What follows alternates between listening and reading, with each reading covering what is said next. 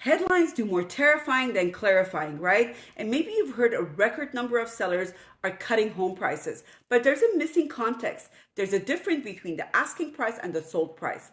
The asking price is the amount a seller hopes to get for their house when they list it. But some sellers are shooting too high for today's market. And when they don't get a lot of offers, they're dropping their asking price.